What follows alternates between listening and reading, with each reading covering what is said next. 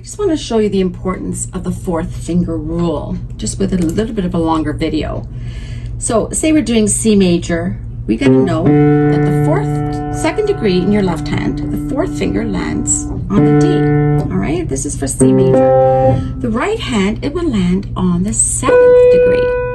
Okay, so let's just try that. So we're going to C, and this helps. Say you have to do a formula pattern. Know where your fourth finger lands. Now we're going to split. We're not going to use 4 because they're not D or B. 4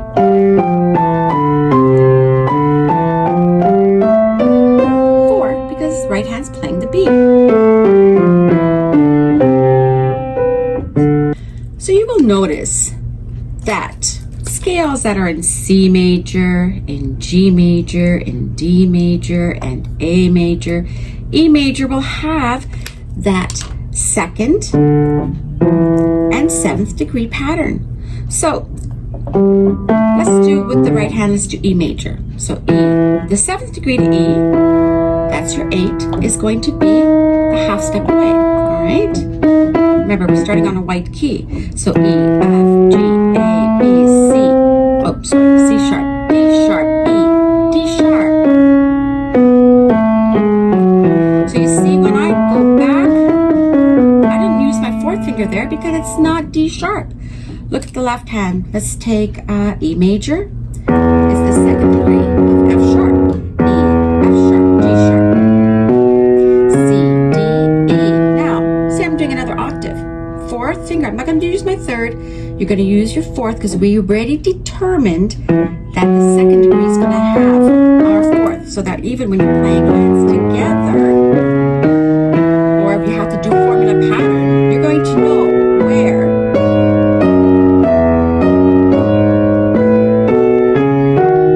Now I'm going to go up, fourth, left hand, right hand, fourth. So what if you're asked to start, say, on a black note? So let's say E flat major. Always figure out where your fourth finger is going to land. It's going to be on the B flat in the right hand.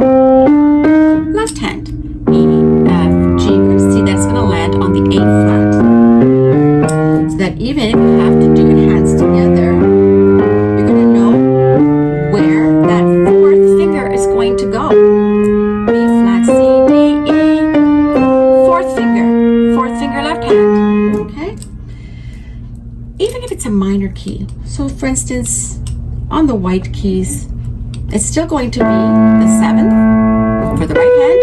As we know, for major keys and minor harmonic, the 7th degree, or the 7th degree for A minor here, by the way, G sharp to A is going to be a half step. Left hand, it'll still be the 2nd degree, so that even G sharp A. So say you had to do a formula pattern. Think of where does that fourth finger land? 4